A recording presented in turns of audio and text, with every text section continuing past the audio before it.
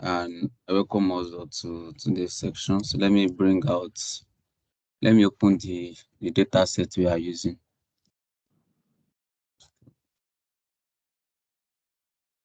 So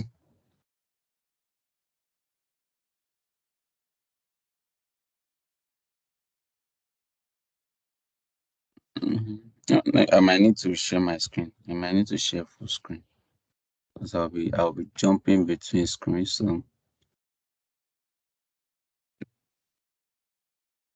So you can see my screen very well now. Can you also see my screen now?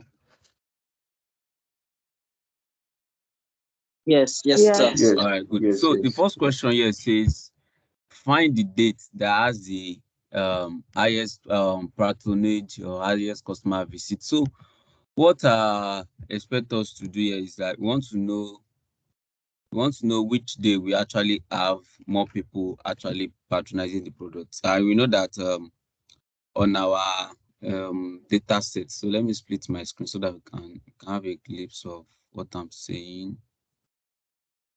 Okay. So we have dates here and we have many dates. I hope it's not too tiny. I hope it's not too tiny. No, So it's clear. just It's clear. okay. So we have many dates here. They want to know which day actually we have more people coming. So what we can do is let's get the unique of what the old date is equals to unique. I've shared with us how if you now have this picture on our what's it called on our Excel, how we can actually go about it. So press Ctrl Shift down to select everything. Press enter. So we're having this value. Now, like I told us then, so we come to this place. We pass this place. For those that watched our first section, we already know this. Then change it to short dates. Then we have this. Then simply come here. Want to know which day we actually have the ISC or is equals to, then use count if to do it. Select the whole range for the, I don't know which date we use. I think that is shipping date too, but whatever date we are using, the same approach. Select this cell. I've selected your cell, press comma, then it's asking me for the criteria, then the criteria is this place. And I press enter, you can see now 6. So we have 6, we have 11. So here we can put dates, column, we can put here patronage or patronization, anyone. So then I can apply a filter here. Let this person mute his mic, please.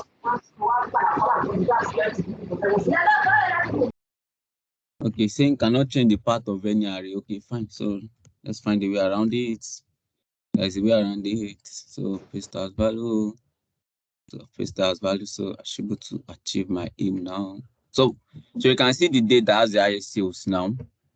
Right. That's September 15th. Which date do you use? Do you use other dates or? Yes, I use other dates.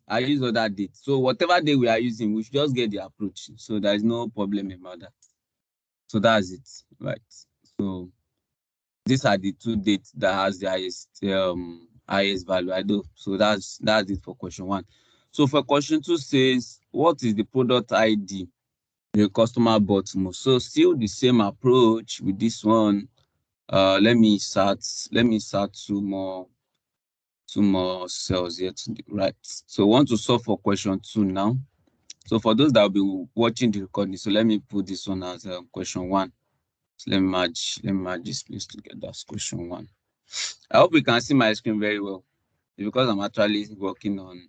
So Yes, we can see it, but this thing you are using, I don't know.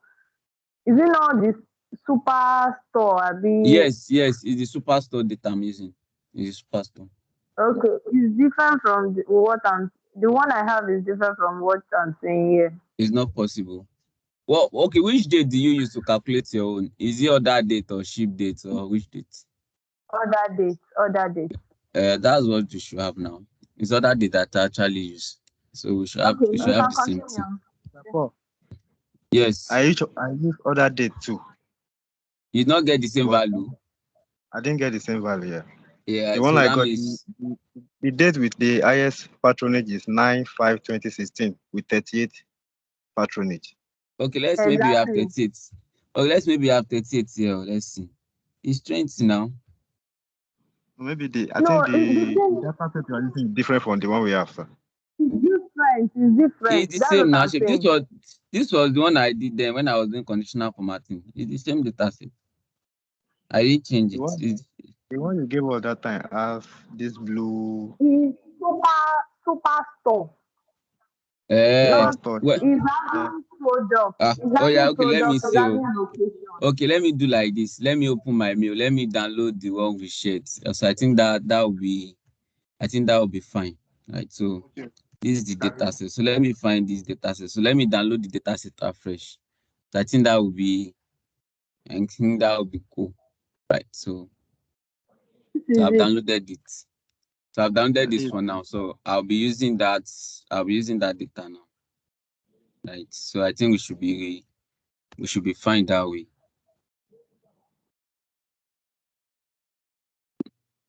These people trying to join.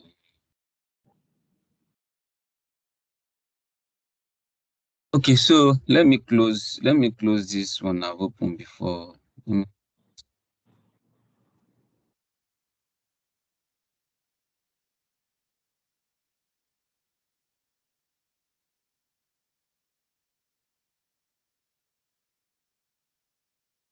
Yo, I want to close this thing now. So there's a way for everything. Anything that now have math, no wise reach. If math not want to work, we use keyboard. So I'm using the sheet, the data set that was shared now with us. So that's what I'm using now. So I'm going to redo this one afresh. So I'm going to do this one afresh now. So let me delete this one off. Now I'm bringing it in again. Count if unique first.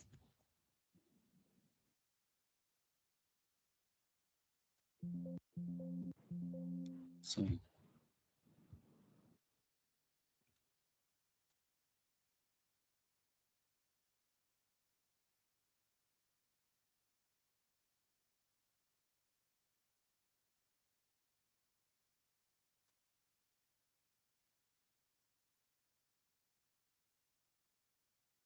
Okay. So run the count value again, condition and delete it off. So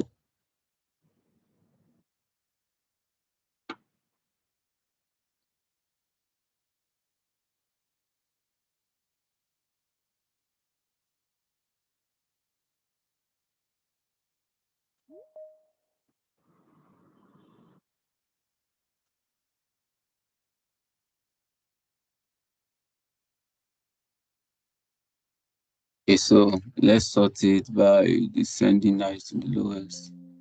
Okay, need to change this volume.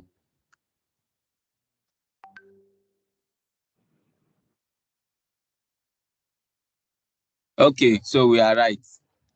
Can we see now? Hello. Yeah, we can see. Yeah. So Yes, so your date is right. So we are good now. Abby? Yes. But the main gist there is for us to actually get the concepts. Even some questions that were off and that we might not be right, but the cocoa is we should actually get the should I say the concept behind it. So the next one I want to do, question 2 says, which product did the customer bought most? Still the same counting. Just trying to test our knowledge very well. So because they will not tell you use countive in the interview. These are the way they will come. They will not tell us that you have to use countive. You will not know. So we have to find product ID. This product ID here. Select the whole of product ID. Okay. We start by extracting the unique first. So unique is very key function. That's it. So we extracted the unique. Double click that edge here. So it's fully then run your countive on it. Countive. Select the whole range of the product table. Then this cell, this criteria I want to. So I can put filter here and call this one product ID. Okay, so let me product ID. Then after After I can put this one, say maybe frequency. You can call this one anyone, frequency of sales, whatever. So I can put filter here, Control Shift L. I can put filter on this place. Then okay, because I'm using unique here, I might not want to go. So copy it. Then I'll paste it as value here. Then I can easily come here, sort from highest to lowest. So this is the highest. So this is the product that people bought most. And what's the product that, and what's the quantity, what's the total quantity of goods sold? So this one is question 2. So let me name this one question 2.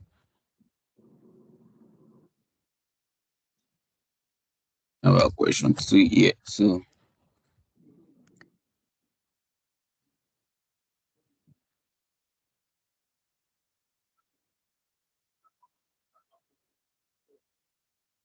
okay, so question 3 says what is the total goods bought? So total quantity, just using of sum, nothing else, just equals to sum of, they'll come to our quantity, column here, this column here, click it, press enter. So this is the total quantity of goods. So that's it for that one. I hope we all got it. Yes. Yeah, Okay, I got it.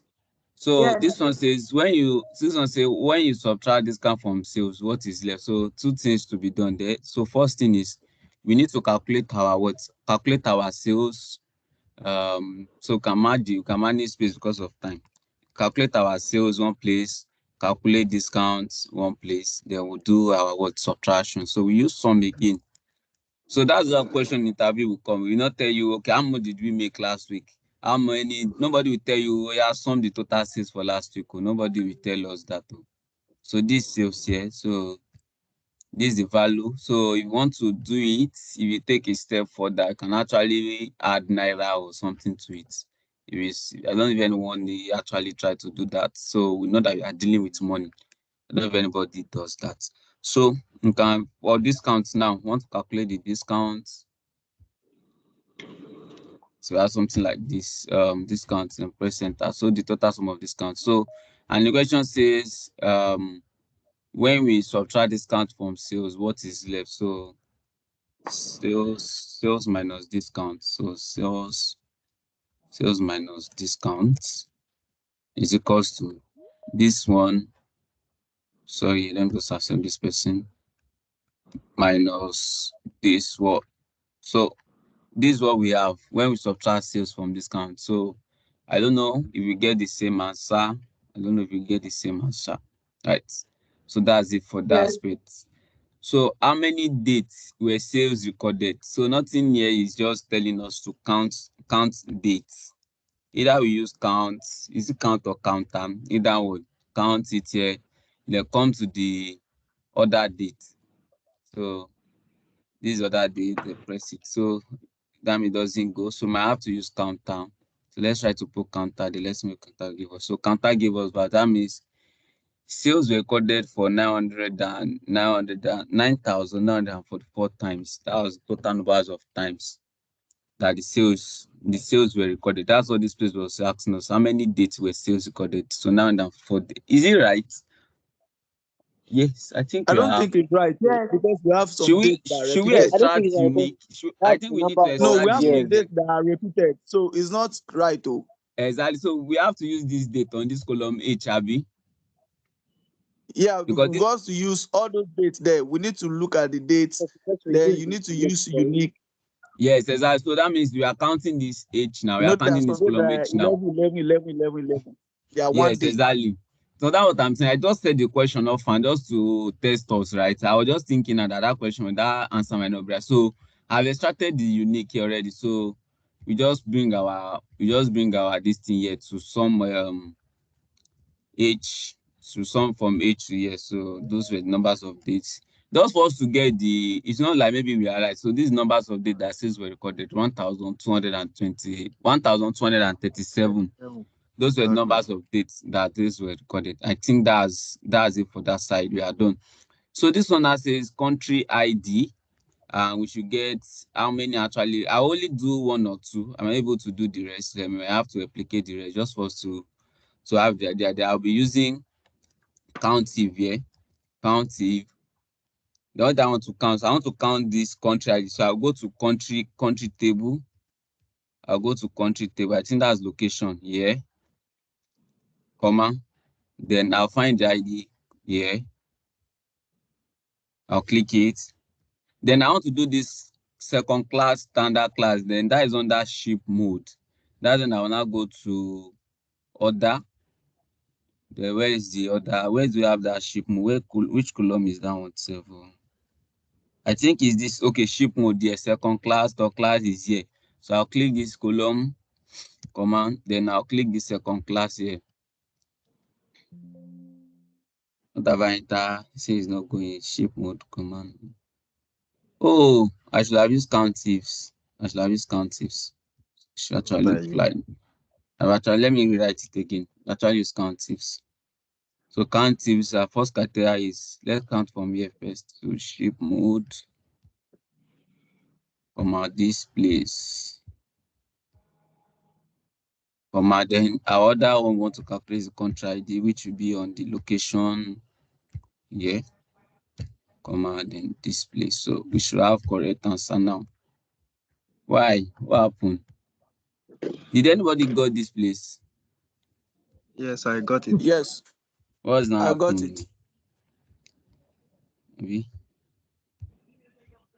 second class. Where do you have the second class product?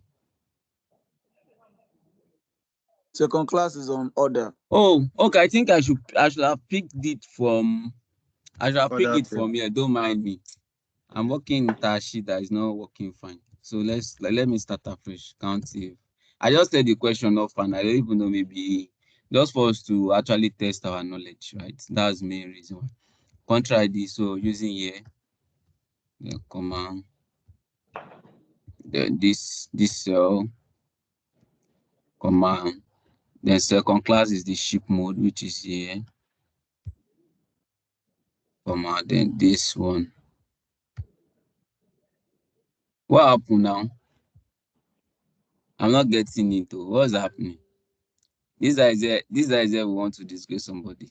Is it not country? I'm selecting country ID now. Actually, wait, hold on.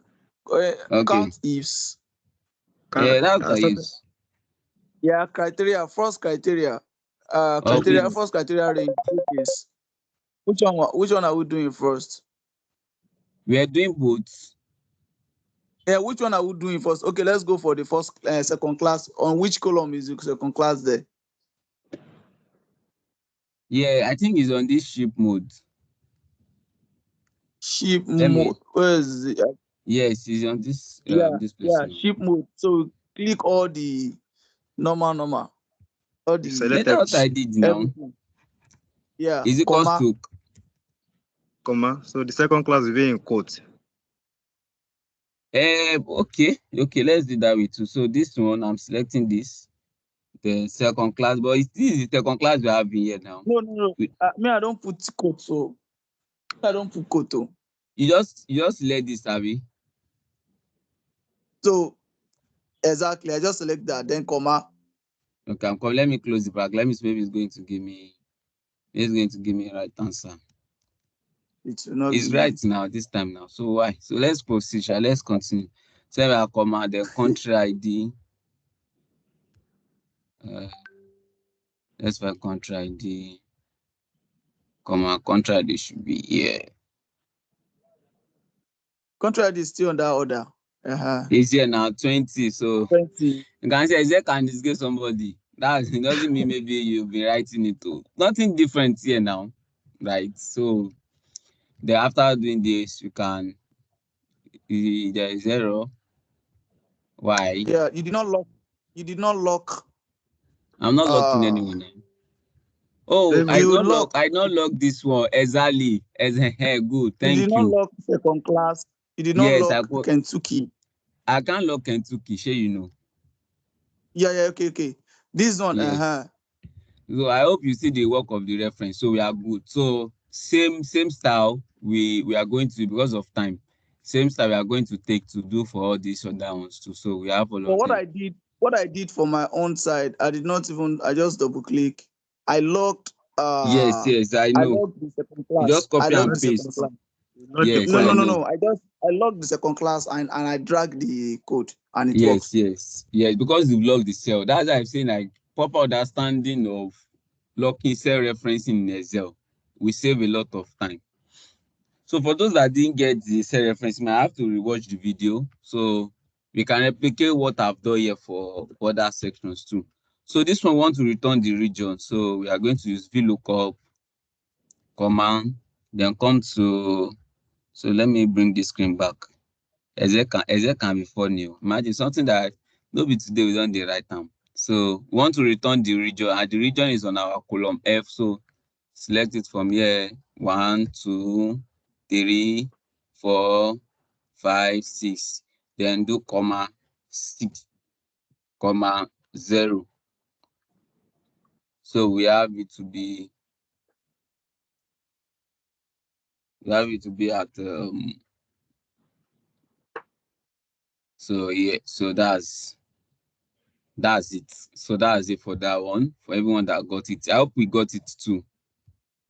Yes. All right. So for category 2 now, we already have our product category, so we want to get the product category. So it equals to VLOOKUP. Come to your products. After coming to products, so we want to know category is here. So 1, 2, 3, 4, as many as that. But what I want to return is on column 2. So I put 2, comma 0. Press enter. So furniture. So then I use type to ask another question here. Numbers of customers for the product ID. Just simply what? Just simply use your countif here. Just simply use your countif. So range is come to customer ID. Then come here. Okay. Come to customer ID. I've passed it to. Then this one. So we can say it's giving me 0. Am I selecting the wrong one? Oh, product ID. Sorry. So it's product ID. So let me just try to change the heading. So let's try to change the heading here. Let me change it to products here.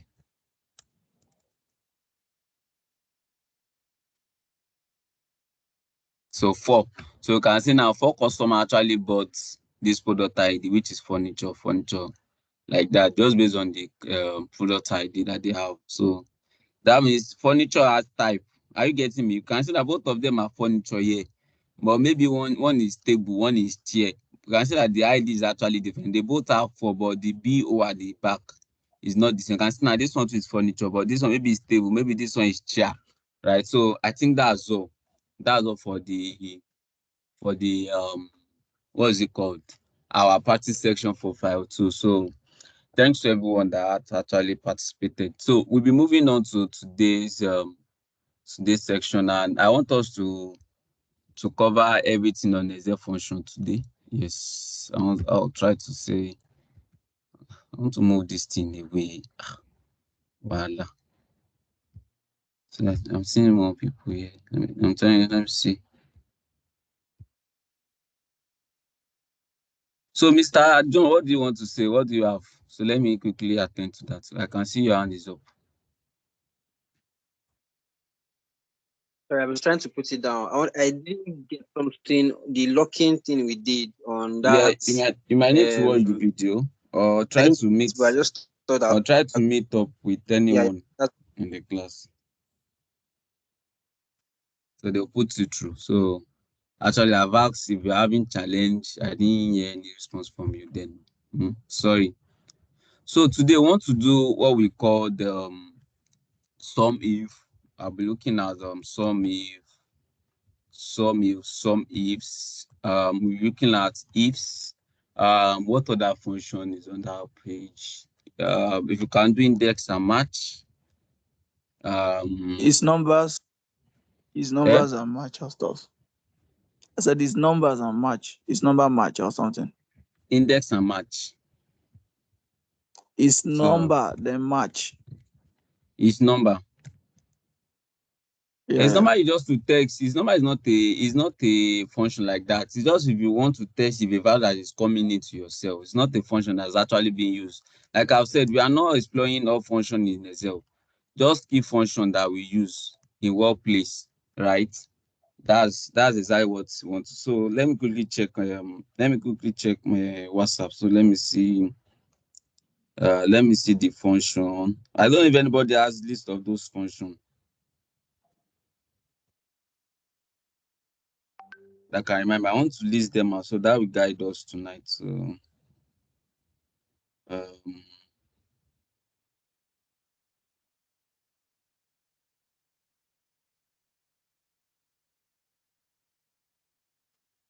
I think someone just posted it on the group now. okay, good. Thanks to the person. So okay, transpose. Okay, massive. So those things are not actually big. They are just well, between 30 seconds, we are done with some massive mean if. So let's start afresh with this one. So when we talk of some if deals with value, you know that the other side of what um we did count if. So the sum if now is the other side of it, such that we're able to count some. Let's maybe now what you disburse salary out now, your sales coming from customer. Now I want to know, okay, how much of my profits, how much of my profits coming from the east, how much of my profits coming from the west, from the south, from the east and north. So you use sum if then, because you are not counting 1, 2, 3 now. You are doing 1 plus 1, 2 plus 2. So and that's where sum is coming. So we have the plural and the singular. So the major difference between them is that one accepts multiple criteria, the other accepts single criteria. And what is the example of this criteria now? Like I've said, is I want to calculate my salary for finance department. Maybe the business is spending 1 million. The business wants to know, okay, how much is finance their share from the monthly salary that we do disburse. Whatever it is, they're able to get it with sum if. But once you now have multiple criteria, now let's say now you now want to sum salary for finance. That's one criteria, because in a company you have what? You have more than 5 departments. Then let us say for even inside this finance now, I now want to sum for maybe those in grade 1. You have manager, or let me say officer.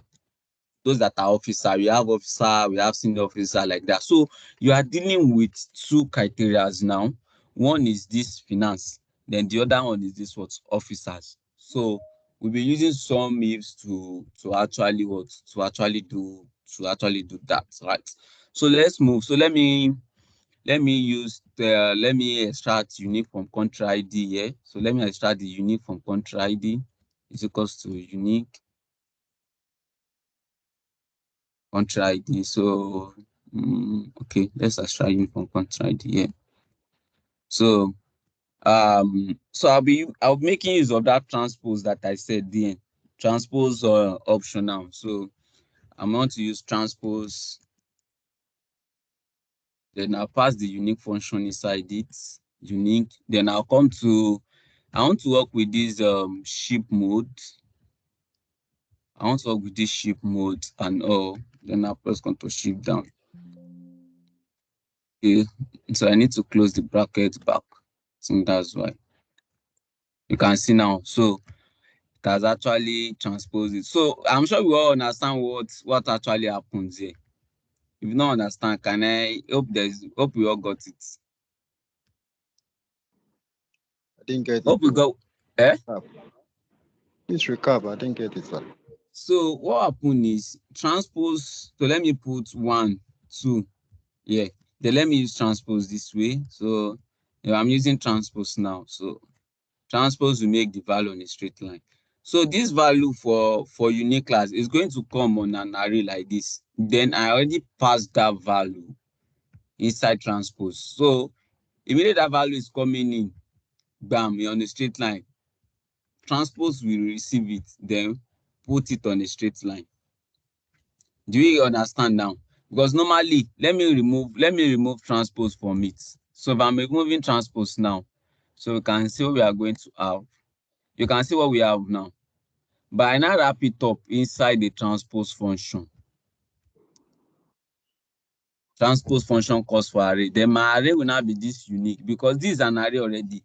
is returning multiple values. This unique function as an array function is returning multiple values. Then I wrap it up. I close the bracket for it. And I press enter. So it's giving me what like this. So this one is the country ID.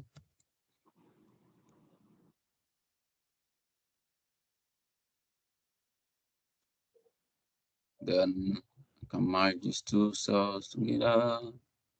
Yeah, this place is ship mode. So something like this, right? So can put it inside border just to make everything make sense. Just to then this one I can make use of this to make it look good, right? So just for us to have idea of what we've done in time past, so we can see how we can actually apply them in the real world. So that's I'm not trying to take time to do all that. So okay. So now I want to know this country ID now. How many of them actually enter first class and how much second class and how much did they pay? So we are dealing with two criteria now. We are dealing with two criteria, which is what? Country ID and the second class. So they are two now. So we can't use this sum if to do it. It will not give us sum if you only work with, let's say assuming I only want to get the sum of sales for this country ID. But mainly we say we want to get the sum of sales for this country ID that are second class. We can't use this sum if. So we have to use the plural. Then the plural is this one.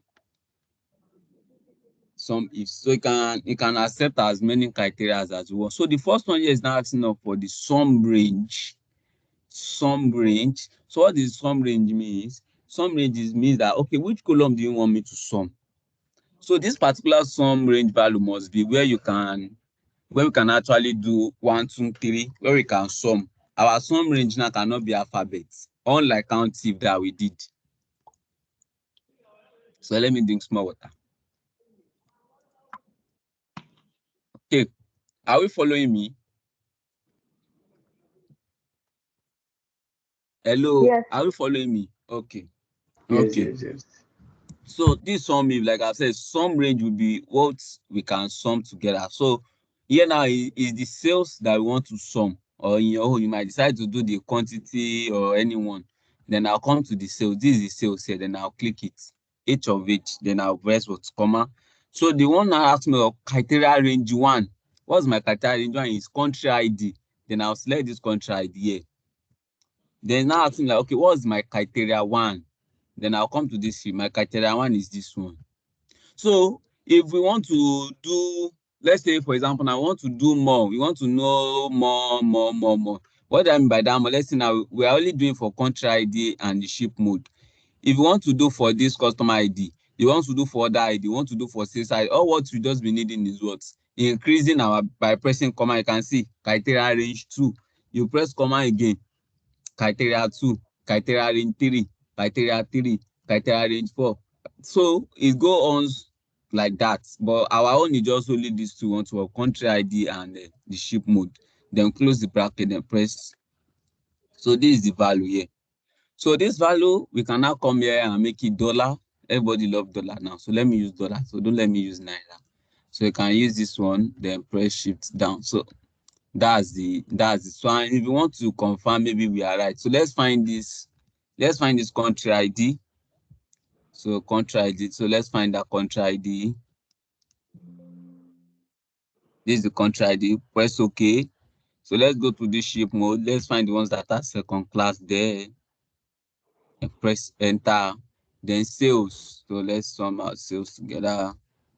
6619, is that what we got? Okay, it's different from each of each. Oh, sorry. Oh, wait. Oh, We didn't work with shift mode. Ship mode. I work with the ship mode now. No. Coming now.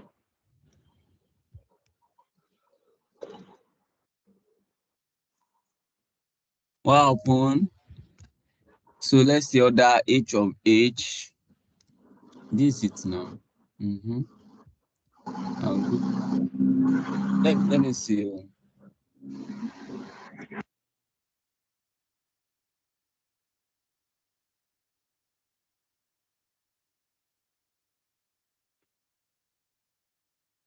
Okay, maybe is the value, but I actually copied it now. I copied this value. I'm wondering why the variance. I'm wondering why the variance. Into second class.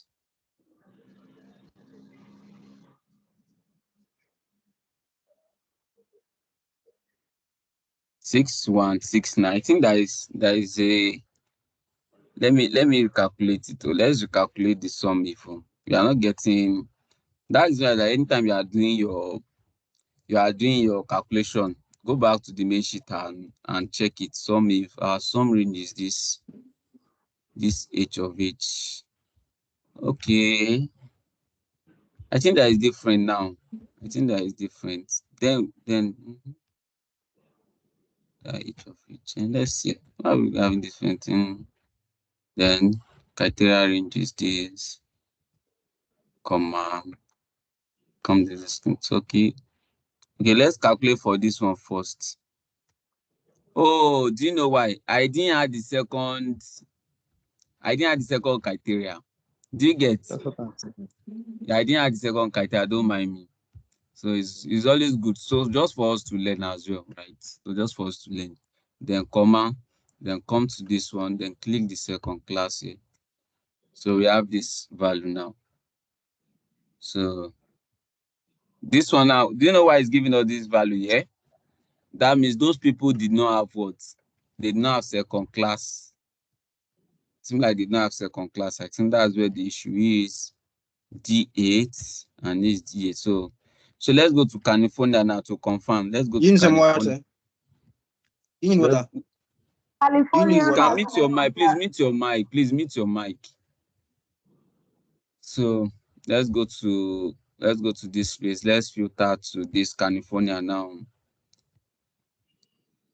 Actually, California actually has second class. So what happened? What's wrong? Oh, do you know why? Who can tell me? I already got where the issue is. Who can tell me? Didn't use the old data sheet. You only use it for Kentucky. I supposed to lock this place. This second class, I supposed to lock it.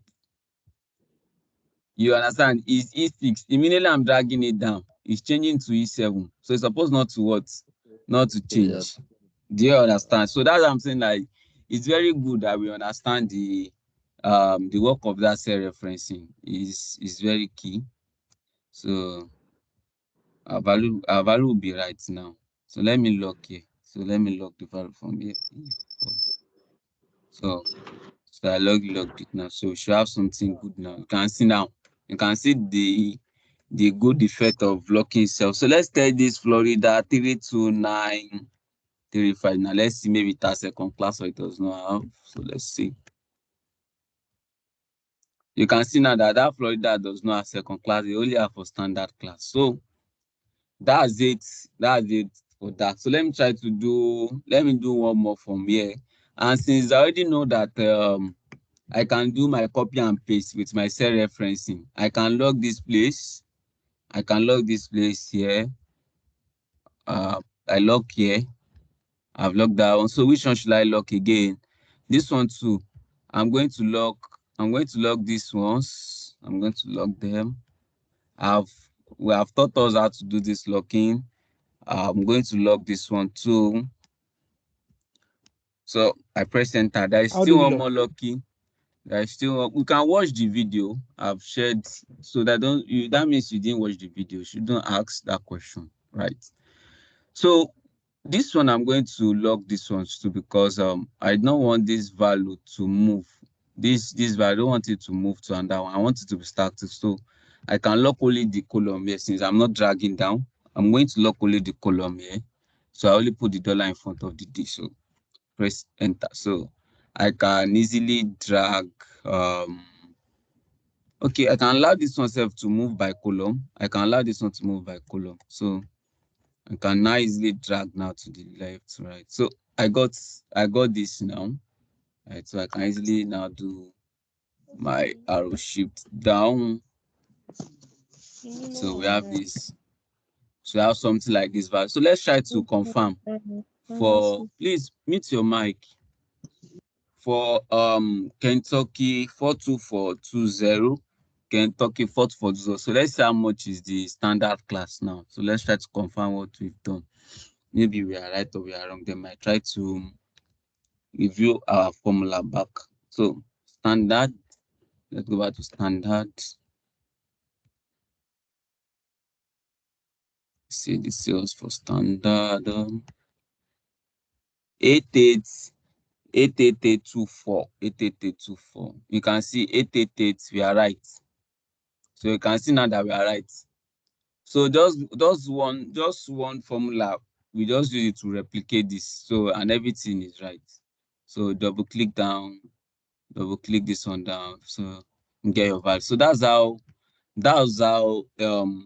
some ifs work. That's how you can actually use some ifs. So let's just say, for example, we don't want to do, you are not dealing with multiple criteria and I just really want to calculate the total sum for what? For this selected idea. Just bring your sum if. Normal sum if can do that.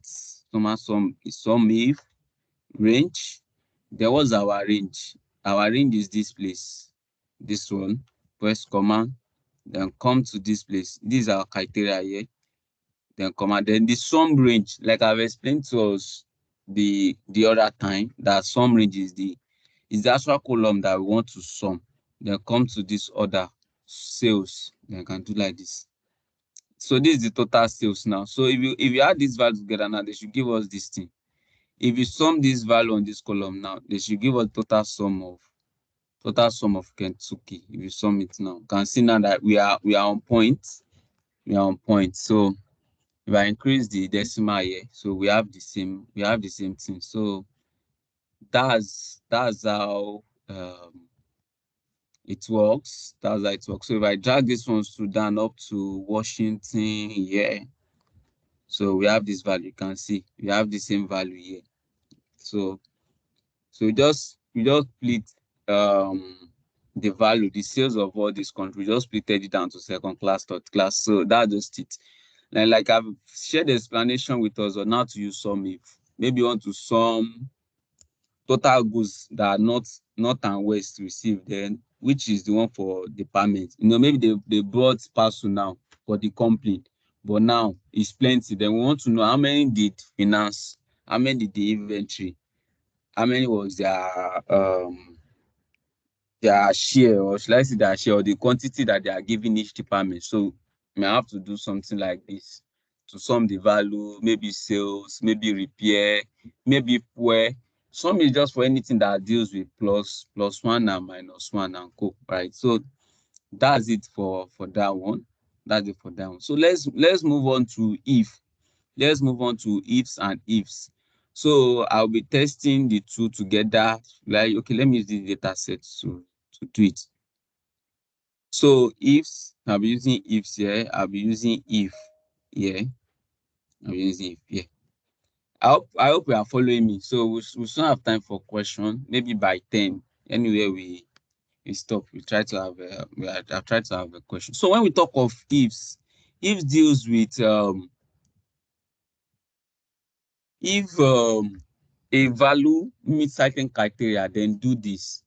If the value does not meet the criteria, don't do this. So where personally have I been using this in my own eyes? I use this for my own PM, for my trucks PM tracking. So how did I use it? Is this we have the date that we schedule PM, and we have the date, the PM done date. Let me call this one schedule date. Let me call this one schedule date. Now let me call this one done date, so that we can have an idea of what I'm saying. So I'll now come to a place. I'll now have a status for a truck. Let's say I have a truck BDJ that time, BDJ 205 YC. So let's just use like that. So I schedule this truck now today. So, and I want to know, like, okay, I have two statuses here. Either what done or what undone. Either done or undone. So, and all things being equal, if a truck is being scheduled, the date that is being done will be captured, right? And so I always know that. So I always write a function here on my own sheet I track now. Like, if this place now is empty, that means we've not done PM for that truck. But if it's not empty, then done. Do we get the simple the way I've been using it in my own? Do we get it? No. Okay. So if No. No. okay, if No. function, yes, I'm trying to recap now. If function deals with let's say Paul, go to SS3B now. Find Dupe. Okay, if I not see Dupe, what should I do? Find Dupe. If you now see Dupe, say come. But if you not see Dupe, say go. I'm just trying to sign as example now. So if I'm going to this SS3B class, the person I'll be looking for is what? Dupe. What of if I don't see Dupe? What should I do? Do this. Okay, what if I now see that Dupe? Okay, do this. So that's exactly what if function does, and that's what is stated here in this. It's a logical test, which is what we want to test. You can say if so amount is greater than 10,000, say less than. If so amount is greater than 20,000, do this. So that's just majorly how if function works. We want to know maybe like we calculated for numbers of customer sales now that is greater than 10, 20. I think we even use that when we got the concept very well. So for me, I have a truck that I schedule PM for them. Like, okay, these are the truck that we are doing this month. These are the truck we are doing. So the day that those trucks are being PM being done on them, then they're going to put the date. Let's say today's date 2. This date -1. So we haven't yet see the date. So definitely this one means what? PM has been done on that truck. Why? Because the done date is not blank. Then my status there will now be what? Done. But I cannot be doing this manually. Done, not done, not done, done, done, not done, done, not done. I can't be doing manually. I just put an if function down, say is equals to if this cell here, is equals to blank, then I'll say undone. But or else done. You can I think there is an error somewhere. Okay. Oh, I missed it here. So yeah.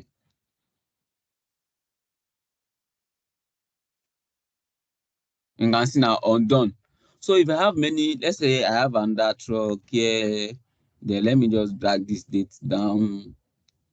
Let me just drag the multiple dates down like this. Then I have this date here. Now let's say let me just copy. Just for example, I don't want to type because of our time. So I can save time. So let me leave this one here. So you know that I have written my function here. It's already working with this one. So I will just have something like this. Done or done. So at the end of the day, I can quickly come and tell my manager that we've not done PM for 2 trucks. How did I know? Because of what? They did not have the dates that they've done them. They did not have PM dates that they've done them. So instead of me coming and be typing undone, then come here and be typing done, undone. So I will just put if function there and do it. So that's one way you can actually make use of if function. So we have another area that we can actually use if function. So let's say for everyone that is male now, let me say male. So let's say if it's male, 10,000. If it's male, let me put male here, 1,000. If it's female, let's say 20,000. What else can I put? Let me put tall, just for example, tall. It should be 50,000. Or you can use this one for vehicle type. Okay, let me even use vehicle type. I think that one will be good. Let's say Mercedes. Let's say Owo. And let's say DAF. We all know DAF. So like that. So let's maybe this one should be fuel liter that should be given to those trucks. So I think I have some fleet managers on the call. So they might try to relate to it a bit what I'm trying to explain. So then like saying here now, we have multiple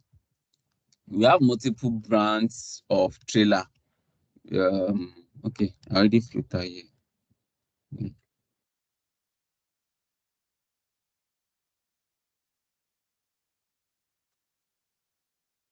What is happening? It's not. Oh, there's a filter here. Sorry. Most of this we are doing will go down. Let me try to bring it up. Let me try to bring it up. Let me try to bring it up back. Because we are working on a filter. We are working on a filter side before. That was why. So let me try to bring it up.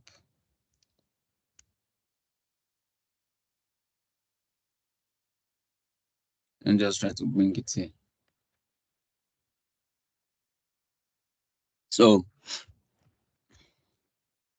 lost those values. So let me just type them again. Then we have scanners. If it's scanner, it should be 5,000. If it's dark, it should be, let's say, 20,000. If it's OWO, I use OWO then. If it's OWO, it should be 15,000. So let's just use it example like that. So let's come here and say I have many plate numbers. So let me try to make it two. So let me use one. Let me use a round number here. So can it's one.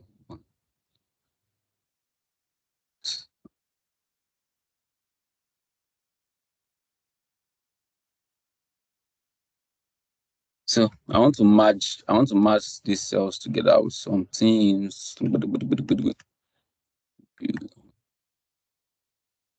Okay.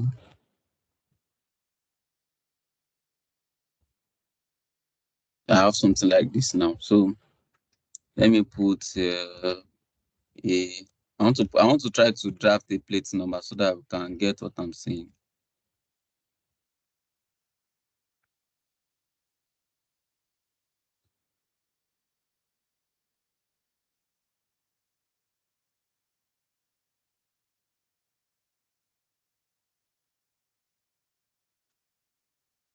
Why is not giving me ABC now? I'm expecting to give me auto completion, so I will just drag that now and do what I want to do.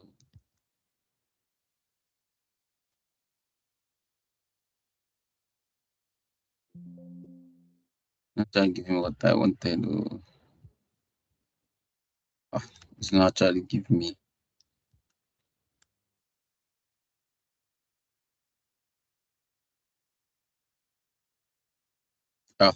It's not giving. I'm trying to generate ABC itself, but it's not coming up. So let's I want to generate a plate number now. That I'm going to use equals to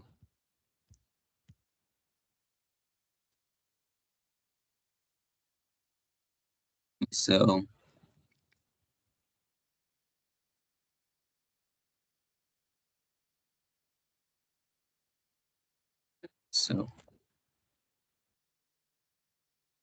So let's say, for example, now I've generated a dummy uh, data plate number.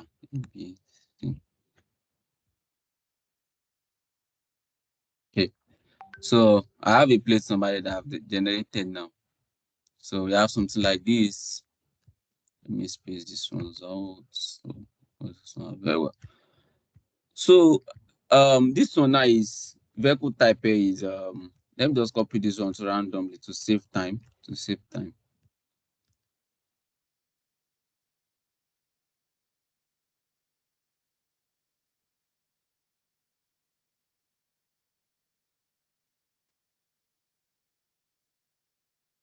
So now I want to pick the fuel for this truck now, and I want to say that okay, if this fuel is it should be this. If this vehicle type is, if it's Mercedes, it should be 10,000. If this vehicle type is DAF, it should be 2,000. So I will use if function to do that. So, and that's why I'll be using the, let's use the both side of if. If this cell, if this T3 here is equals to any of this range here, right, is equals to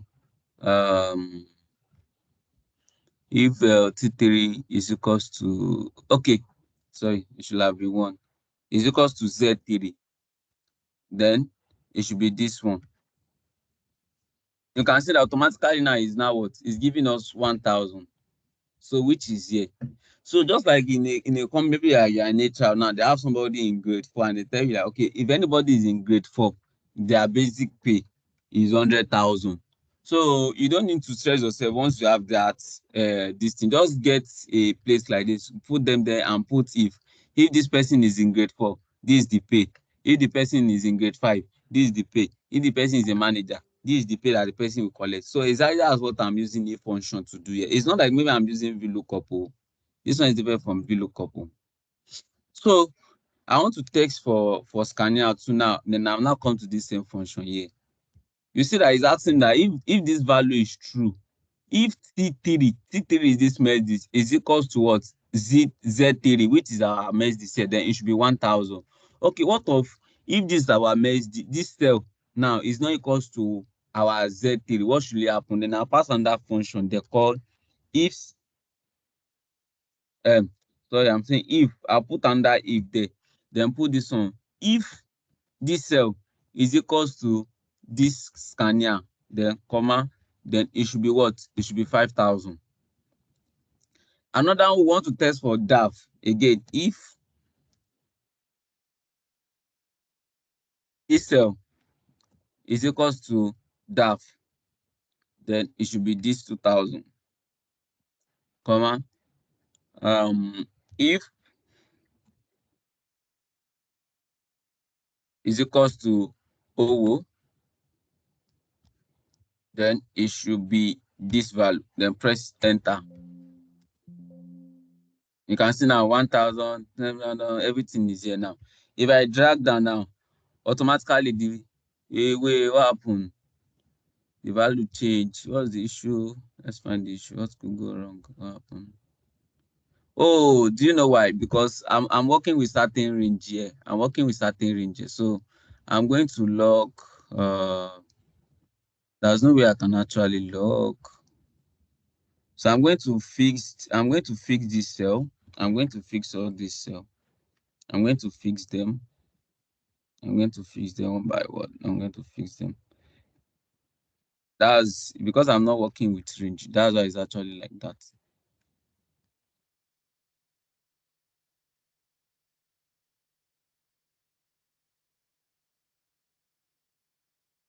So let's see now. We should be fine now.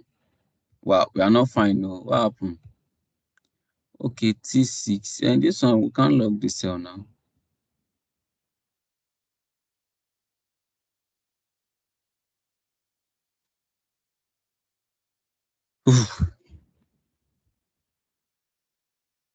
Is Z for okay, let me control Z again and see. But the reason I know that value is coming down to this range. That's where the issue is. And I'm trying to lock it. If it goes to Z6, here now having Z7, T7, Z7. So if I'm locking the cell here, locking this one, and I'm locking this one too.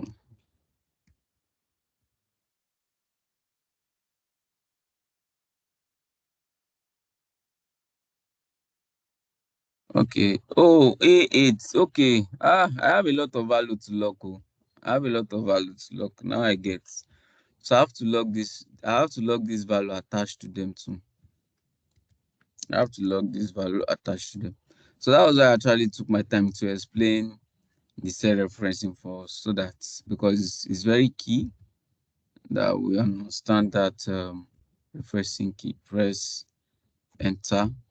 So I think we should be fine now. Yeah, so we fixed some now. So we've not fixed some finished. So we still have some to fix. This okay, this one. I'm supposed to log the yet. So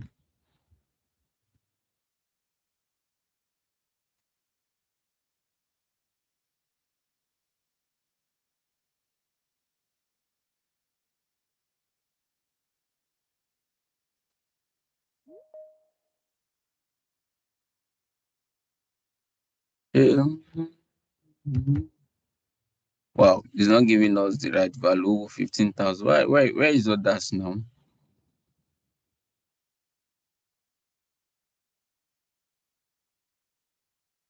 This one is saying T7 is equals to Z.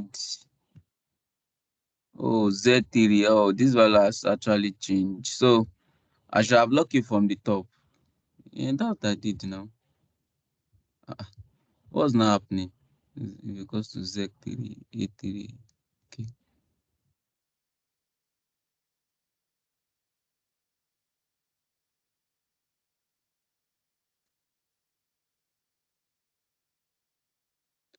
So we need to really master the self-reference, is very key for us to might try to meet one or two people to create time or watch the video back. They can let me know this. So I think we should be fine now. So we are cool now. So that's how if function work. So you use the function to check. So if function now, I use the function when I was dealing with tracking of vehicles. We have vehicles that are 2-ton bike. We have different annual subscription for them. So if it's a bike now, maybe it's 10,000. If it's a mini truck, maybe it's 20,000. If it's trailer, maybe it's 5,000, right? So I have them separate. So I will just use an if function to check them. Just the way that I've done here. I use function to check them. And for something of this thing that we've done now, we can use the function to text for a value too. Let's say maybe an HR now, they want to increase everybody's salary by 10. They now said, only those that they are, how can I put it? Let's say maybe only those that, let's say this place now is an example of years that somebody has spent in a company now. Years spent, service year. So let me call this place service year. So now to increase the salary of the company, now said only increase those that spent more than 2 years in the company. So you can use the function to do that. And how much are they increasing the salary? Let's say they're increasing it by 10%. They're increasing by 10%. Then I can come here and do where's the 10? Okay, the 10% is here. And this is the years of service. Let's say these are staff's name. They want to know the staff that are spent. Oh, might need to use how will I do this thing? Because of duplicate that will exist here. But let me just proceed since I'm just trying to explain the real world application of it here. So let's say new salary. So I want to do new salary now. New salary. Just for example, for people in HR, for us to get more of how if function work. So I can say if this if this if this place is greater than 2, then what should happen? Then you should multiply. Let's assume this is the salary. This profit now is the salary. Multiply this thing times I think it's on the M1. I think that value, that 10% is on the M1. Multiply by M1, then close the brackets.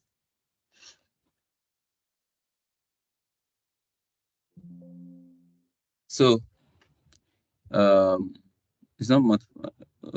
What happened? You should actually have more value than this now. M6. Okay. M1. So I need to lock it. So I'm going to lock this place. I'm going to lock here. So you can see now what we have. So the other one, if it's not saying maybe they've not spent up to greater, they can say, okay, their salary should still remain the same. Then we return this value that is here. You can see now we will not have any zero again. So that's how if function works. If function helps us to do a lot of things. You just need to test a lot of values inside it. That just how if function works. And we can make use of the multiples. Like this one I was doing here now. I'm actually doing a lot of stress. I'm giving myself a lot of stress. You can actually simply use this ifs. If function is the plural function of ifs. So what does it do is if this cell is equals to this one, comma what? It should be this value. Then other one we're asking you, this cell to this cell, then it should be this value.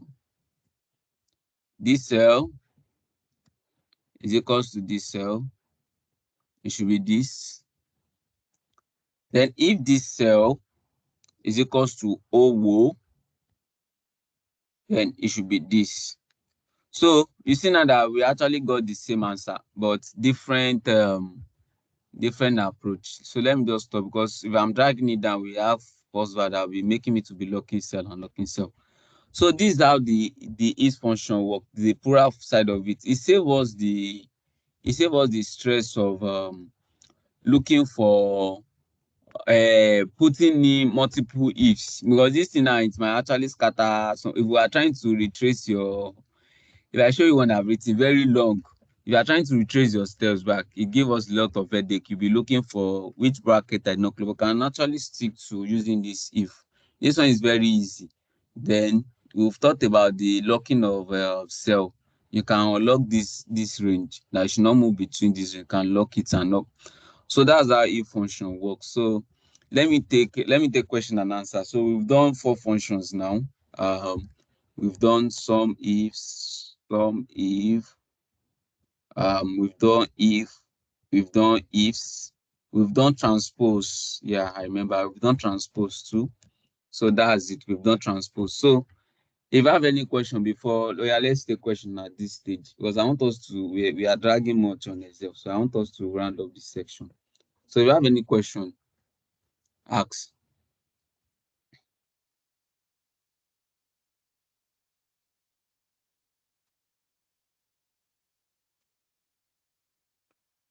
Are we hearing me? Should I proceed since there is no question? Yeah. Okay, do you want to continue the class?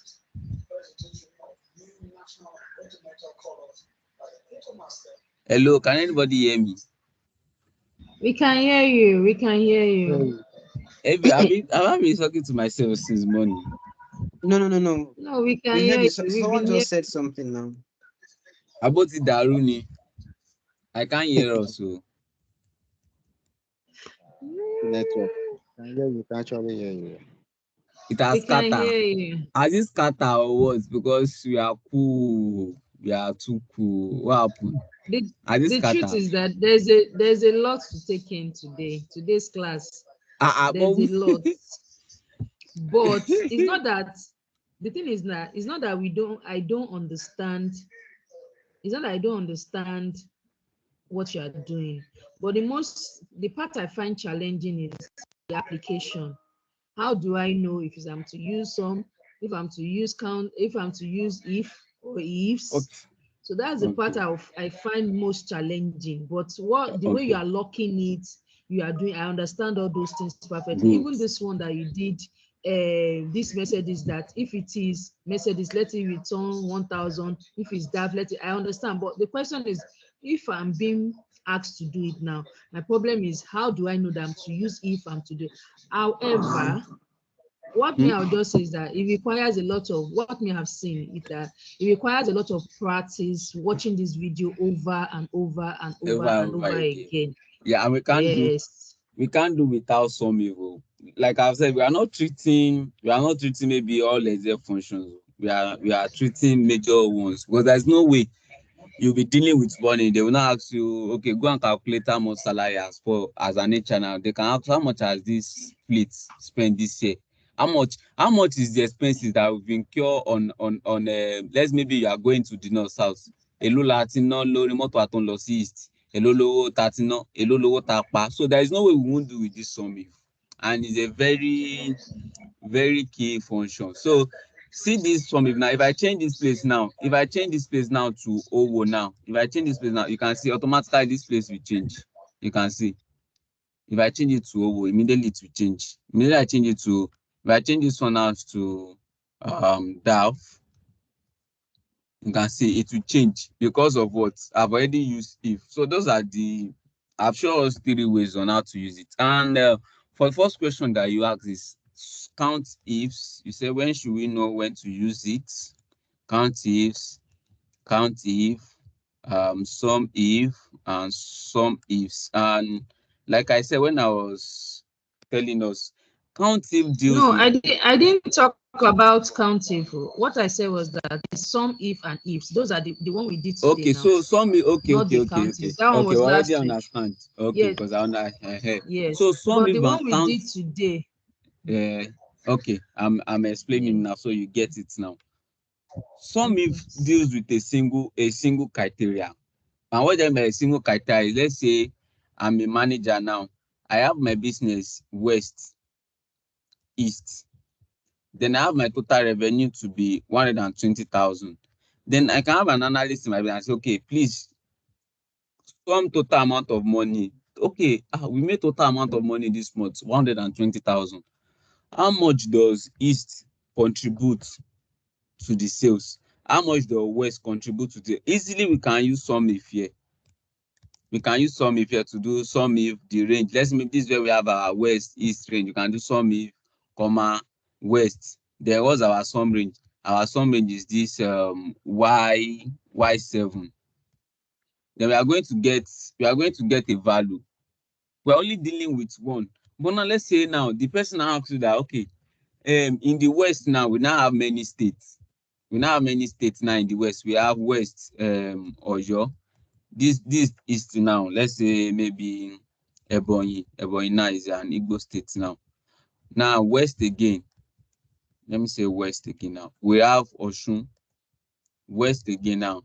We have Ibadan. Let's just say, for example, you know that now if manager is now asking, okay, please, can I know how much we make from our region based on their state? Then your data structure will have to come like this. You have to do west.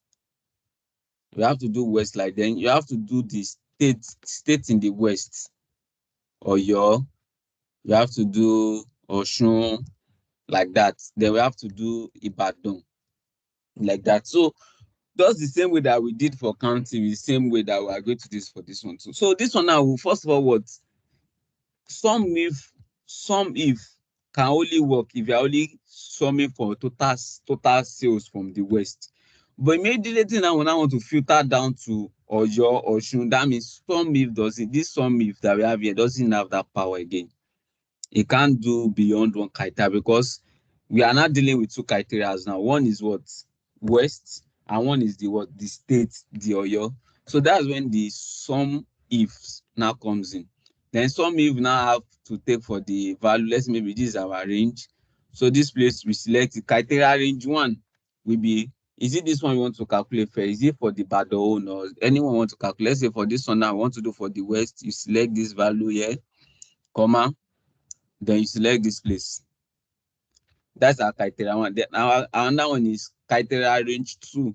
You select this one here, comma, the value is around this place. Then we have AB9. So you can say AB9, AB9. If I'm right, then press enter. So we have your value like this. So I want to make this thing right. So it's going to obstruct this value. That's it. So to make us understand, let me try to bring out a more ship mode. It's equals to unique. So let me try to use this ship mode now. Let me try to use this ship mode first so I can understand a bit. So this is the ship mode now. We already have the ship mode now, right? So let's put let me bring small let me bring this ID. Let me bring the ID. But this one's a duplicate. Okay, let's use customer ID. I'm trying to say I don't want to use customer ID that is the same. That's my fear. So let me just transpose this one. Transpose. So this one put on the straight line. So let me bring unique here now. So with this now, we should be able to get it. So let me bring in product ID now. Now, what do I want to do with this thing that I just designed is I want to know what is the total quantity that was ordered or maybe sales. Like I've said earlier, when we are using sum if, it has to deal with number, maybe something like where we have your sales, salary, expenses, income, anything that we can do 1 + 1 is equals to 2. We can't use Sumif for something like this range because we cannot sum. So I want to know how much is the sales for this product ID and then this ship mode. How much was the sales from them? That's actually what I want to do now. Now that's a Sumif now. Can now use equals to Sumifs. Now this time around, Sumif will not work. As soon as I only want to get the sales for only this furniture, this one, now that's when the Sumif is going to work. I'm having two criteria now to work, which is one is this one, the other one is this one. So then that's when I have to use this Sumifs. Sum range is asking us that what is the column that I want to sum? Where is that column that has that 1 + 1 that I can add together that we can use calculator to sum? Is this sales? This is the sales, H of H.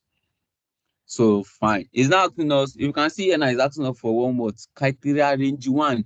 Our criteria range 1 is product ID.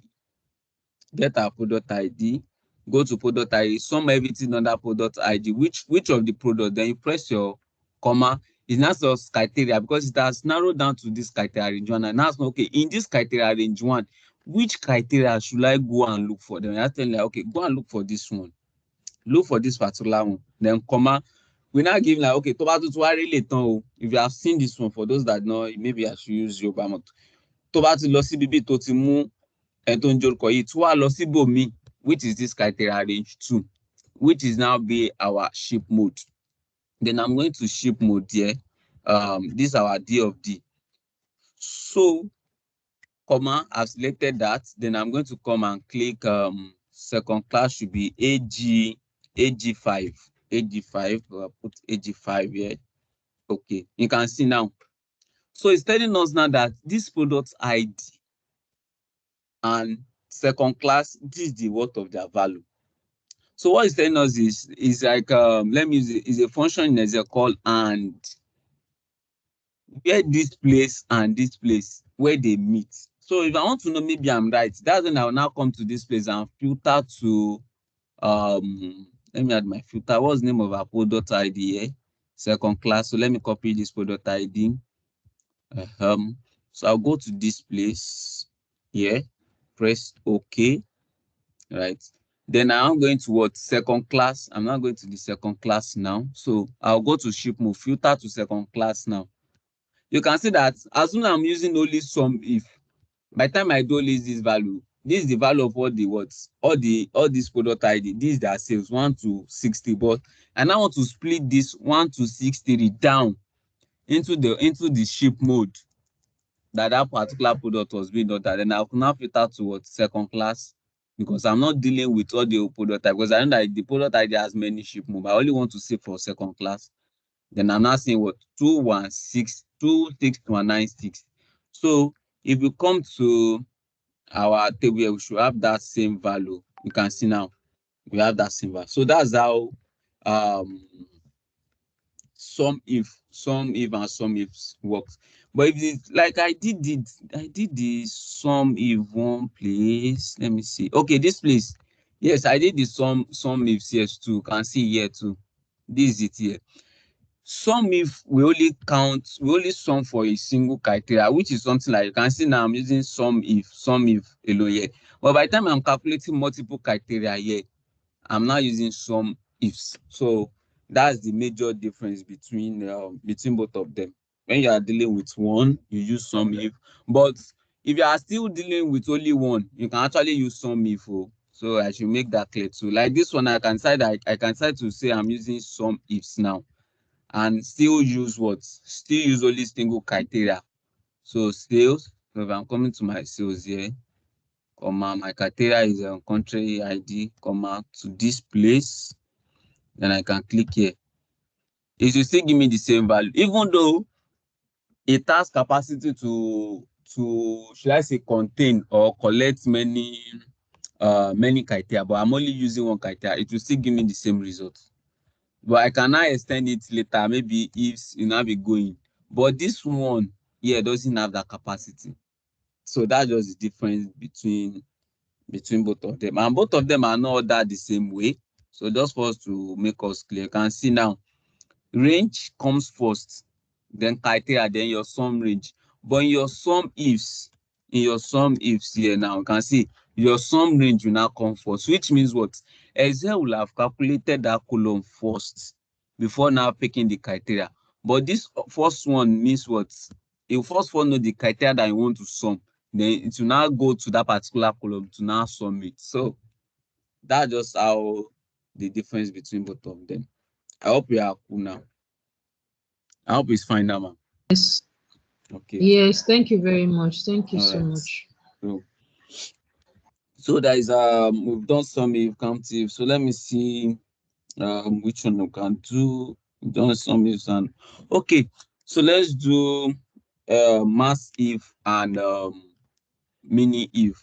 Massive and mini if. So wherever I use massive and mini ifs inside my data is I have trucks that we've done PM for. Let me just we've done PM for them more than 5 times, 6 times. So my manager now come in, Paul, I need you to give me the last dates for this truck. Let's say maybe BDJ 105. BDJ 105 YC now. Now, sir, this particular truck, Paul, please, I need to know when last did we do PM on it last. So when they ask you that kind of question, is max if. And how do I try to get that? So let's say, let me try to duplicate this place. So let's try to have many value here like this. So let's try to have BDG 111 YC. Let me just use it like that. So let me just use so that we can have idea of how it is. It can be in an employee. You can use this one to check when last they pay employee pension, when last they pay employee this and that. So actually, so let's say first one is we're having January 1. My calendar, my month is first on my calendar. So in case you are seeing me putting January 1st, 2023. Then we have let's say we have 1/8/2022. Then so let me just cut it short like that because of our time. So let me just cut it short that way. So I will not take our time. Let's say this one I will now have is equals to today. So today, and then this one today minus 10 day. Also today minus 10 day. Now, okay. So I want to do this one minus 10 days, or let me even do it minus 20 days. So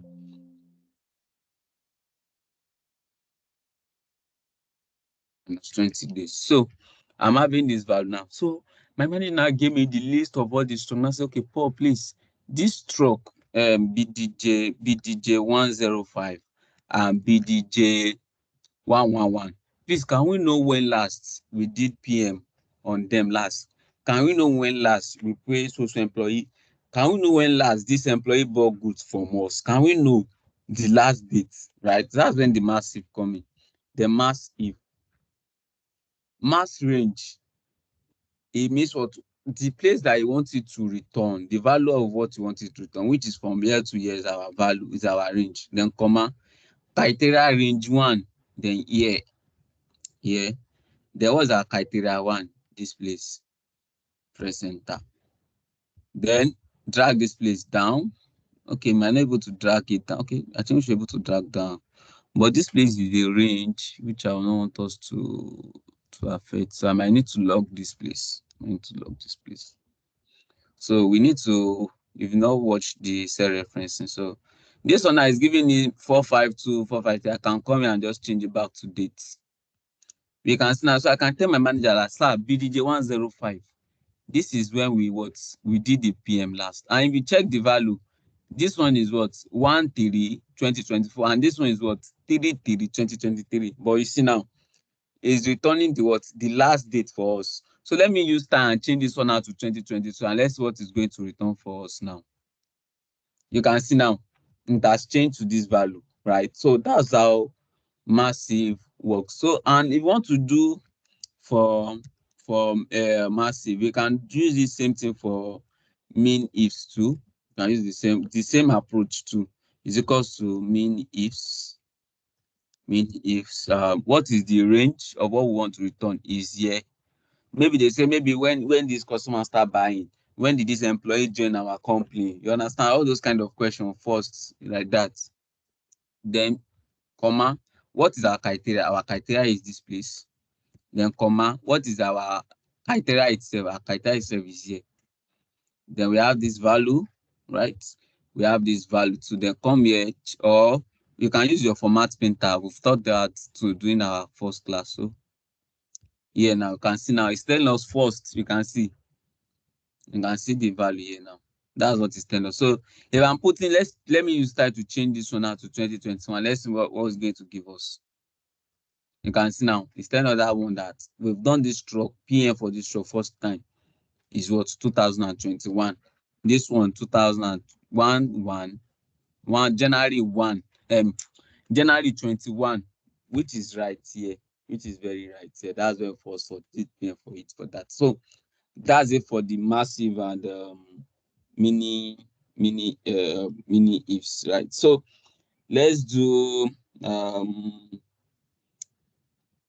okay, average. Okay, we all know average, but let's try to do average. So let's say maybe we have a meaning a bam bam bam bam bam. Okay, let's say sales. We have a range of sales, but average hardly comes in. We hardly something that we hardly use when it comes to average. So is equals to average. What's the average sales per day? What's our average sales? So it's telling on a day. Let's say maybe this place is representing day 1, day 2, day 3, day 4, day 5, day 6, day 7, day 8, day 9, day 10. So it's telling on average on a day, we have what? We make a sales of $3,308. And how does is it actually come about getting this value? I think so it's just what sum this value divided by the number n, divided by the n, which is what divided by 10. So it should actually give us that value. So let me change it here to number so you can see. So that's how I always get the average. So if we are using the average function, that's how I got the average value. So let's do left and right. Yes, I think I need that. If you're having series of people's name, let me use a plain sheet. Let's say I'm having Paul Bumi. Bumi is my very good friend, Bumi.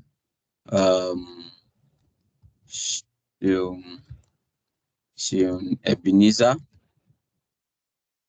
So we're having many names like that. Which name can I use again? Okay, let me see Adiola. Yeah. So let me use Jiggy. Yeah.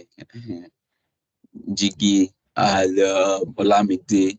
Yeah, I know Olamide. So we can now use a function called text. But I hope this our what's it called? Our Excel we have these pictures. Can somebody try to check? Can the person see text after in his Excel? Is this feature available in your Excel, please? Let somebody check so that I'll not just go and do a function that does not exist in our this thing. So let me skip it because it's a Microsoft 365. But let us for us just to have idea of what it does is let me just do so for us. Text is this the text, then delimiter is space. My delimiter means what is that thing I'm going to use to separate it. Just the way we talk when we are doing our text to column. Exactly same thing we're doing here too. Then that's all. That's all percentile. So okay, because I didn't specify a value here. Sorry, I'm supposed to specify a value here. So specify a value here, space. So you can see now. So it's separating them where I have to, because what text after that space. That's what this space is. Text after means text after what?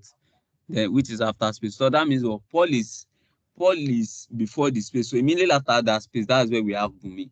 So that's when it's moving Bumi. That is moving Bumi here. So That's why you can see we only have a delay because space have actually specified that it should be space. So once he gets where there is space, it's going to what separate them. So the same style work with before. If we change the features to before, it's the same thing. You can see now before space. So because the function is reaching space here, Paul and Bumi, that is space before that, and I already specified that before that space, it should what? It should separate them, it should split them. That's why splitting what Paul first, right? So that's how that function. So won't be working with that. So let me put in left and right. So let's do left and right. So left, from the left, how many words did I want to pick? Maybe we want to pick initials, people initials name. You don't need everybody their full name, just the numbers of character that you want, just one, then close the brackets. It's going to go only one character you can see. So that one we extract only the person's name and extract only the first person's name and no, right? So, and I think our AI should be able to do this too. If you have actually been with, I think, okay, because I didn't actually use it. So let me use the AI. I think you can see the AI actually got this done too. It actually got this done too. So, but the AI is picking it from here. I think I picked my own value from where. Let me see. From R. I'm actually picking my value from here, but the AI is picking it from here. So, which is a bit wrong. So, that's how to use left. We can use it for the right too. There is one for right. Text this. 4 from the left, 2, just 2. So we have it from the 1, 2. It will just count it 1 from the L1 to the U2. So that's when we have what? We have the 2. We have 2 values left. So that's how for the left and right. So they use it to separate name. Okay, let's do a key one too. We want to calculate the numbers of years between maybe when they purchase a truck, when they start join the company. So let's say we have example employee date or employment dates. Let's say employment dates and service dates. Resignation date, the date that person resign date. So if the person joined 1/1/2022 to today now. So we want to calculate how many dates is it. So how many years are this person spent? How many years are this person? Can use year now. So there's a function called Datedif. There's a function. So it's not going to pop up in our what's it called? Excel. It's an inbuilt. So we use it to calculate the year. We have this. The first value will be I think it should be the end date first, comma, this value. Then we specify what we want to return, which is our year. First year. So okay. So I actually missed it for each other. So it should be this one first. It should be this second one. It's supposed to be this one next year. You can see now. So this one calculates the numbers of years for us. So you can say that okay, that person that resigned actually spent 2 years from us. So I use this one when we are working on want to calculate numbers of truck that the truck has spent. So what I just did is what? Get the year that they purchased that truck. After getting the year, subtract it from today. Because today you can see here I'm using today function because this is today. Then how many years is that truck? Then I can put it there that okay, it has spent 2 years, it has spent 9 years. And if it's month that you want to calculate, how many months has that person spent? You can put the months here. It's telling you that's 25 months. That's 25 months. So it's telling you maybe they want to know numbers of months the staff has spent, numbers of years that staff has spent. They can use this value to do it. But there are some situations, right? There are some situations whereby we will not might even be entering this formula to not even work, right? So one trick I use then is I'm going to split this value into 2. I'm going to use a function called year, then pass this value into it. So this one will extract the year for me. Then I'll come to this one too is equals to year. This one to extract the year for me. Oh, sorry. It goes to year. So I can now easily come here and do what? Do my subtraction. This one minus this one.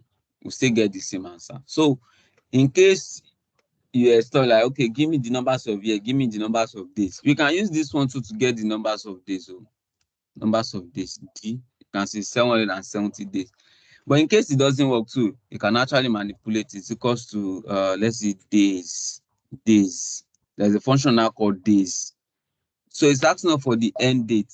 The end date is this resignation date. The end date for a staff is the day that I resign, right? End date. Then what is the start date? This is when they start working with the company. You can see we have the same words. We have the same value. We have the same value. So that's it for that side. That's it for that side. So let's do a small if error. If we are running our VLOOKUP, you know, when we are doing our VLOOKUP here now, where was that place? Okay, I think I deleted that sheet off. Okay, so let me just bring small value here. Let me bring this value here to the name. Let's go to country ID, so location. Let's say, for example, okay, copy it and paste it for me. Thank you. I want to return a VLOOKUP, and I say if VLOOKUP this value here, that it should return the city. Okay, it should return the city, comma 3, then 0. You see now it's telling me Anderson. But let's say, for example, now, and I made a mistake. Okay, let me copy this place, Control C, paste. So I intentionally want it because of what I wanted to show. And I see this thing does not correct. Now put this one here. You can see immediately I start having what I've started seeing Ifna. So let me change one more for another one too. So I know that it exists. You can see I'm now having Ifna. Then what can I do if I'm seeing Ifna is I want to override it. I can come here and say there is a function now called Ifna in Excel. We have many of them. You can see Iferror, Ifna. I will still show us that one too. Ifna. So what this value is telling us is Ifna. What is the value? What is the actual thing that we want to check? Is this normally our VLOOKUP? Is our VLOOKUP? But this value Ifna now means, okay, let's say for example now this value VLOOKUP that we are looking for now does not exist. What should it do? I can say, okay, tell me that what does not exist. Does not exist? Does not exist. That's all I want. So you can see now, instead of telling me that if now, you can see now does not exist. Instead of me that I'll be seeing if now. So I've actually correct that one off. You can actually put a function there too. It's not necessarily me that value. You can say, okay, if this value does not exist, do another VLOOKUP.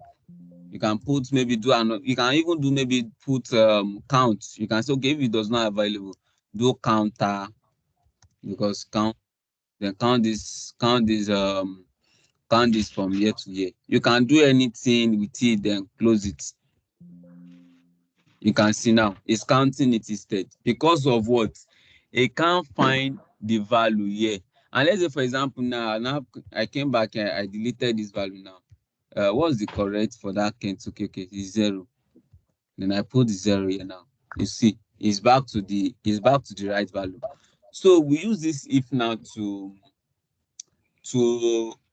do two things. If a value does not exist, you can say, okay, maybe I'm looking for a staff in so department now using VLOOKUP, and I can't see that staff on that VLOOKUP. I can say, okay, if so staff ID, if now does not exist on this table, tell me staff does not belong to that department.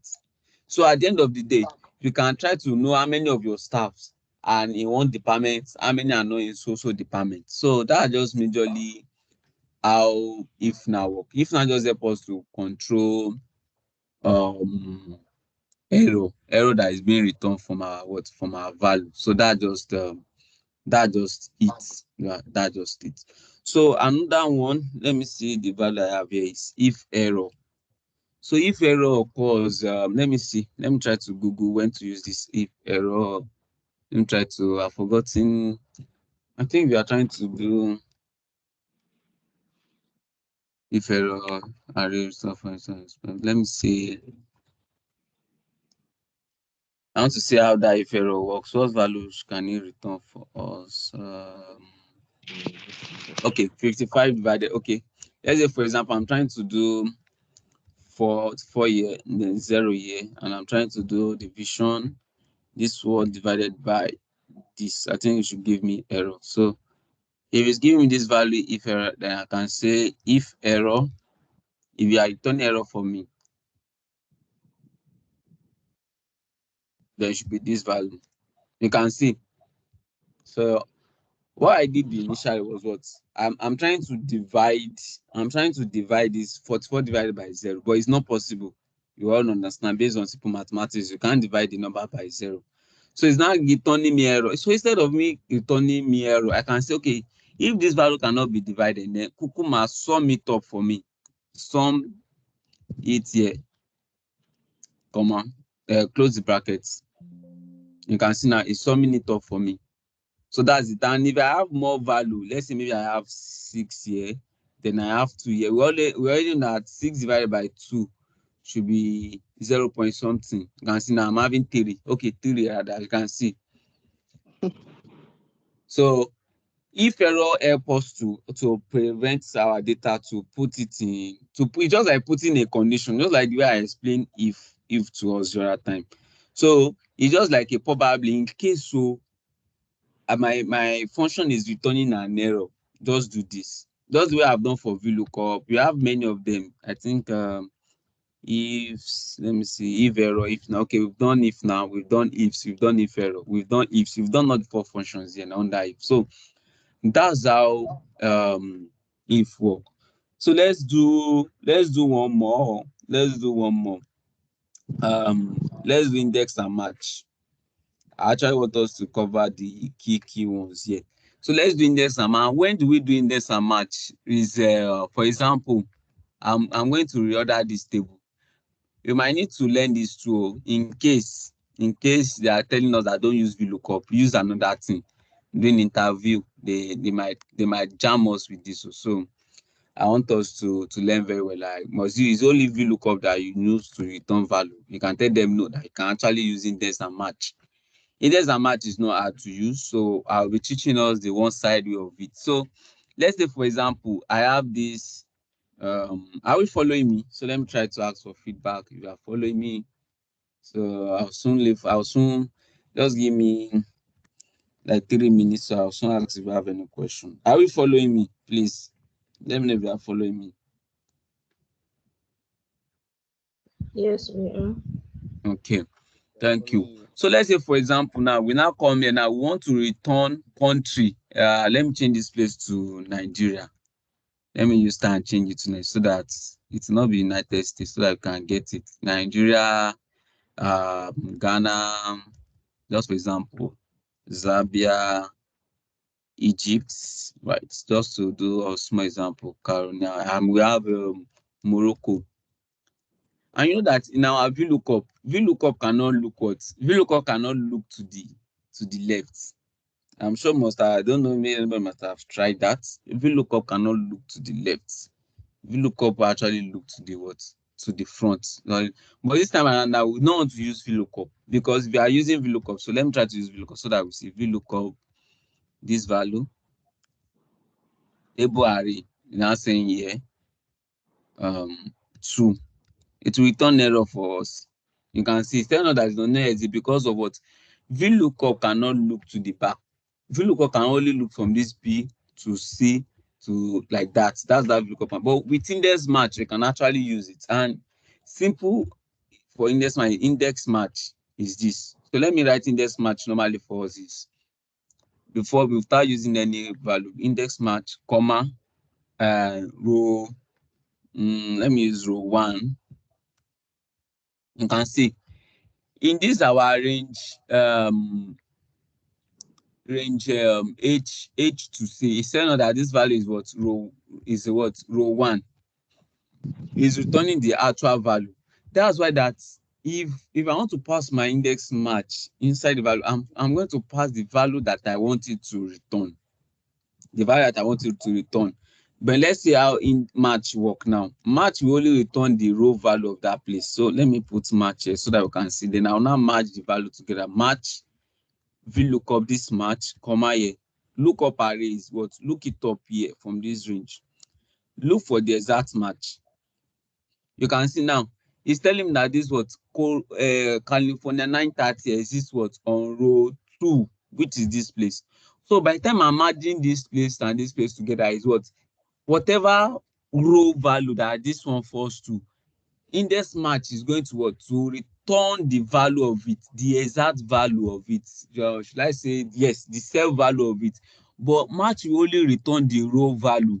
But index match will return the exact value of it. So let's see how it works now. It's equals to, I want to return country on this left side. I'm going to say index the array. Say forget all these oyinbo that they are putting here. Forget this oyinbo that are putting. Array, first array means what? The place that you want it, the value that you want it to return. And the reason I'm using only the value that I want to return because I'm only dealing with the row number. I'm not dealing with the column. If I'm dealing with the column now, that's when I'll be working with this column number. But I'm not working with that now. I'm only working with the row number. So since I'm working with the row number, I only make sure that my array is only the row. It's only the row. But as when I'm working with the column now, I can say, okay, I'm working with from something here. So I can say, okay, return Egypt under the country. So once you get to Egypt, return the value in front of it. But I'm not only returning this country. I only want to return only what? Only the country. So I'm not specifying the column number at all. So I'm not needing of that. So this one is only the array. And for me to work with the array is what? Index 1. This is the cell I want to return my value for. Forget all this array or what thing we are using. If you are using VLOOKUP, index and match for your VLOOKUP, array simply means what? The column that you want your value to be returned, which is your column A, comma. Then I will now pass my match inside it. You can see match row number means what? Match. What is the value that I want to match? Look up this value here. H2, comma. Lookup array is what? Come to this place. Come to this column B now. Look for it. Are we getting it? Then comma to 0 match. So what does this function is telling us there? What is we are telling us index and match that index and match will actually return normal value as we have seen the other time. It will return this country, but which particular country should it return? It will now get it from here. If I now press enter now, you see now it's telling me what? Nigeria. Do you know why it's returning Nigeria? Because the row. See, let me bring it out. Let me use match alone for us so that you can see what I'm saying. Match this value here. Look up for this value on this place now. Then comma 0. Press enter. You can see now row 2. It's telling us that what? Row 2. So Excel will now come here. This row 1, this row 2. Then it will look back. Okay, where is my row 2? Which is this Nigeria. That's why I can say like the index and match is actually what? Returning Nigerian, because the array that we specify in this index here. If you select a value like this now say row number, what should you return? If you say row number 2, you can see now is returning Ghana. So which is the value that our match is returning here? Which is the value that our match is returning here? If you drag it down, you see we get the same, we get right value for that too. You can see this is the match. So it's getting what? Row 6. So if you come here now and count your row 6, 1, 2, 3, 4, 5, 6 is returning Morocco, because what? Morocco is on what? Row 6. If I want to take the what's it called? The function for that, I might have to now specify maybe the column number, but I'm not using that. I just want to show us how we can use index and match to return value on the left. This is how actually is being done. Yeah. I think this is where I will be stopping for a function. So next one will be working with pivot table and co. So please who ask question. Yeah, let's ask question. Where are we stopped? So I can show us. Yeah, let's ask question.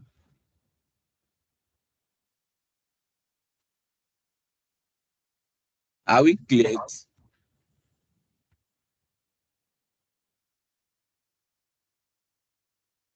Nobody is answering, no.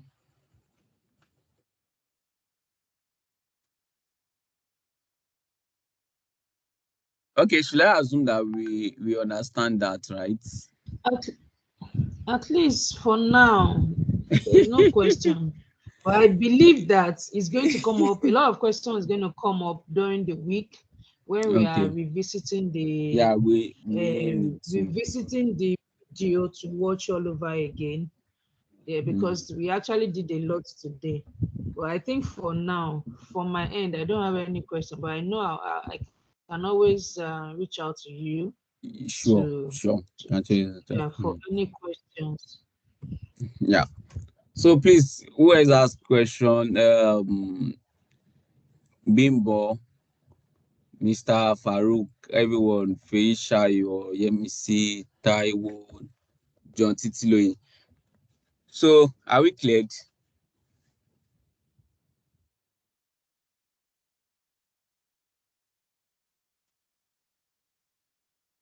Yeah, like Miss Yemisi said, I think we should just Okay, go should back go to and it watch it and then first, right? yeah.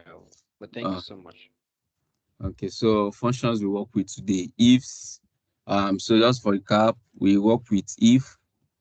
And I said if just try to compare a value is here, a value is not here. If you want to increase employee staff salary, you want to know employee that is greater than 10,000, you should count. Like this place now, I can actually use countif to count how many value I can say is equals to if this value here um is equals to if T2 is greater than. Anytime you are working with if, you only do with something maybe greater than, less than, equals to, we only deal with something. If you always deal with something like that, the anytime you are doing with if, maybe if this now is greater than 1,000. If it's greater than 1,000, say, okay, it's greater than 1,000, comma, say, yes, it is greater.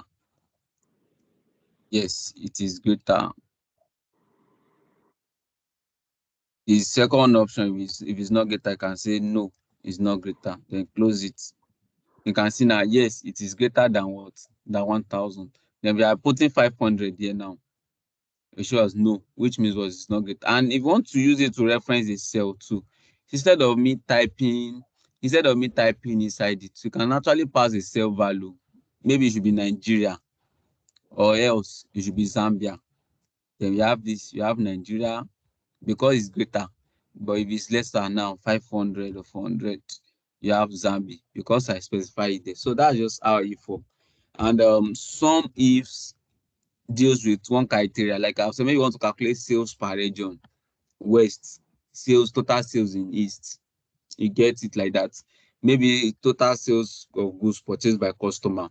You can actually use that one to get it. Then the other one, which is the sum ifs, deals with multiple criteria. Now we can say, okay, customer ID or staff ID A223. How many times has it bought good there? How many times has it bought, let's say maybe bread? You know, this customer can buy a lot of goods now, but want to sum how much has he spent on bread, can buy rice, buy yam, but want to know how much has he spent on bread. So we are dealing with this customer ID, then we are now narrowing it down to bread. That's when what some ifs will come in, because we are dealing with multiple criteria, right? So that's it. And transpose help us to change a value that is on the horizontal line to what, to vertical line. Transpose, right? We have something like this, can change it like this. So that's it. That's how transpose works. I think that's the functions that we actually work with. It's just like it's a robust function, but let's try to practice it as well. Yeah. And if anybody has questions anytime, can actually message me. I'll definitely attend to it. Yeah. So we meet next week. Next week we'll be dealing with pivot table. So we'll be doing how to do visualization in Excel. Right. So that's it. And if there's any function anybody needs help, I can actually share 1 or 2 tutorial or explain so I will get it. So that's Excel is not hard. Let's just practice it. Let's master it. The way question will come. Yeah. I'll be working on practice file for us to help us understand it better too. Yeah. Thank you everyone. Let's have a great night. Thank you very much. Thank you for your time.